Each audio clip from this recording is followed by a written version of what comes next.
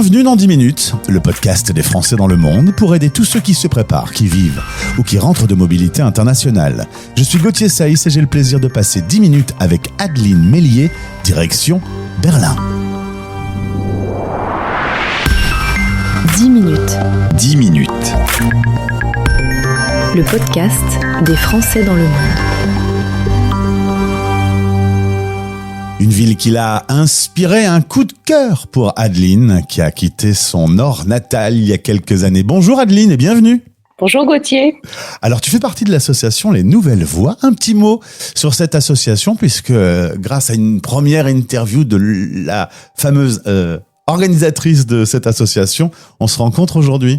Tout à fait, donc j'ai rejoint Les Nouvelles Voix qui est notre bulle d'entraide et de sororité à Berlin. Donc en fait, on se réunit entre femmes auto-entrepreneurs, on va dire, et on s'épaule et on s'entraide. Eh ben parfait, c'est pour ça qu'on se retrouve aujourd'hui, que je vais découvrir avec nos auditeurs ton parcours. Tu es originaire donc de Arras.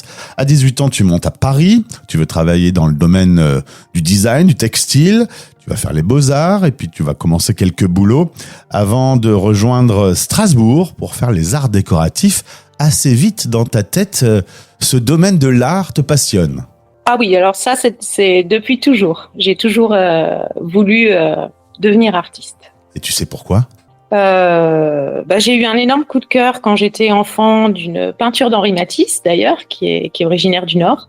Et voilà, c'est une émotion qui m'a transportée et je savais pas forcément clairement que j'allais avoir envie de devenir artiste, mais en tout cas, travailler dans le domaine créatif, 100% sûr. C'est incroyable, hein ? Un jour, enfant, on croise une toile et ça change sa vie, c'est fou ? Tout à fait. Alors, tu es européenne dans l'âme, tu as envie de découvrir un petit peu cette Europe et notamment tu es passionnée de sérigraphie, ce qui va t'amener à Berlin. Tu arrives à Berlin avec une valise rouge. Pourquoi une valise rouge ? Tout à fait. J'ai pas une valise trouvée au marché aux puces. Très discrète. Tout à fait, mais c'était, je suis arrivée en pensant rester 3 mois en fait. Donc j'avais mon petit... ma petite préparation pour 3 mois et puis je suis arrivée à Hauptbahnhof, j'ai été à Alexanderplatz. Ça m'a pas forcément, j'ai pas forcément pensé tout de suite que j'allais rester plus longtemps, bien plus longtemps que ça. Ah ouais, bien plus longtemps en effet, puisque nous voilà en 2025 et tu y es toujours. C'est vrai que même si le premier jour ne va pas te séduire particulièrement, tu vas dompter la ville et tu vas découvrir sa vitalité artistique. Alors, faut quand même rappeler qu'on est dans une période pour cette ville qui est tout à fait particulière. Tout a changé avec la chute du mur. Et il y a une vitalité, un côté très populaire, une envie d'occuper l'espace. Qu'est-ce qui se passe, notamment pour les artistes à ce moment-là ? En tant qu'artiste arrivé à Berlin, c'est vrai que dans les années 2009-2010, c'était extraordinaire. Je pense qu'on était désirés d'une certaine façon. La ville offrait des ateliers, des logements, des conditions, de l'espace pour exploiter sa créativité. C'était très vif. Et alors, paradoxalement, quelques années plus tard, et notamment depuis la période Covid, tu m'as dit c'est quasiment l'inverse aujourd'hui. Il n'y a plus de place, les loyers sont très chers. La ville a changé. La ville a changé complètement. Voilà, les choses se transforment. Ça a aussi apporté du bon, mais c'est vrai que pour nous, habitants de la ville, maintenant, on se retrouve avec... et en tant qu'artiste, c'est de plus en plus difficile de faire sa place ici, puisqu'on est obligé d'avoir des ateliers qui sont repoussés toujours plus loin du centre, avec des prix toujours plus hauts. Voilà, donc on est beaucoup moins désirés. Côté personnel, une vie de famille avec l'arrivée de 3 enfants. D'ailleurs, un mot sur la maternité en Allemagne. On m'en parle souvent. On n'a pas la même vision de la maternité que celle de la France. Oui, pas du tout. En tout cas, le congé parental en Allemagne est de minimum 1 an pour les femmes. Donc, c'est vrai que nous, quand on appelle nos amies françaises avec le congé de 3 mois, ça fait toujours un choc. Nous, c'est 1 année entière, voire... un peu plus. C'est une culture où on s'occupe impérativement de son jeune bébé pendant une longue période. Tout à fait. D'ailleurs, aujourd'hui, même si la ville a beaucoup changé, la vie familiale est établie là, donc il n'y a pas de projet de bouger.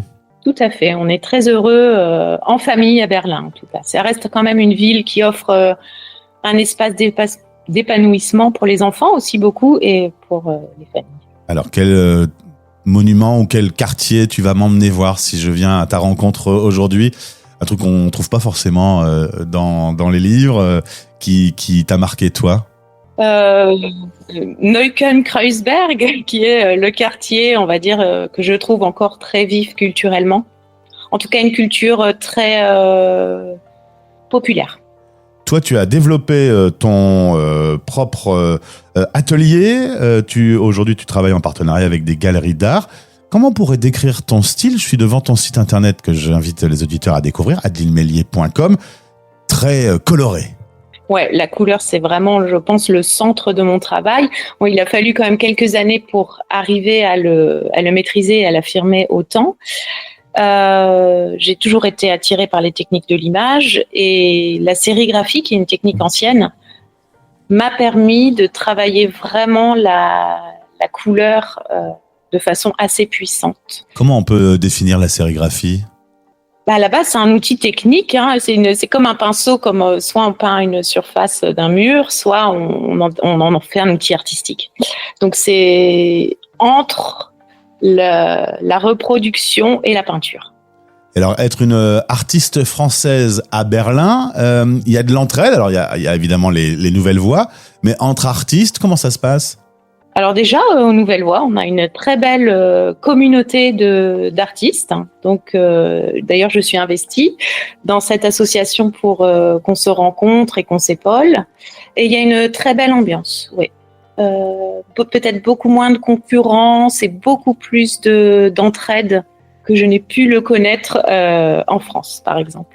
Et est-ce que ton art te permet de voyager? Tu me disais que tu avais eu l'occasion d'exposer dans le nord de la France. Ça continue encore aujourd'hui? Alors, je suis partie au mois de septembre en Chine. J'ai exposé en Chine au mois de septembre. Donc, donc voilà, mon voyage, mon travail voyage. D'accord. Et tu t'en profites pour voyager un peu avec ton travail, du coup? Tout à fait. Ce qui n'est pas désagréable. Tout à fait.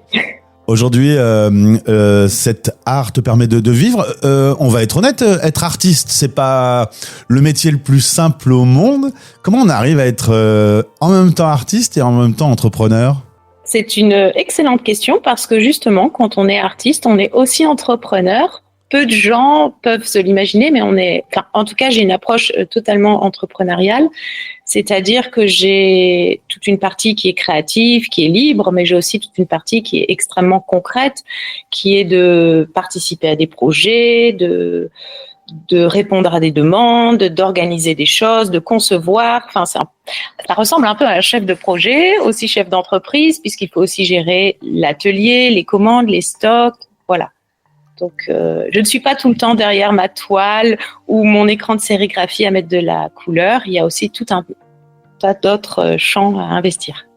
Et ma dernière question, ton rapport à la France aujourd'hui, tu suis un peu ce qui se passe en France, son actualité. Alors, on n'est pas très loin quand on est à Berlin, mais quand même, tu penses quoi un petit peu, étant éloigné de ta France natale depuis quelques années?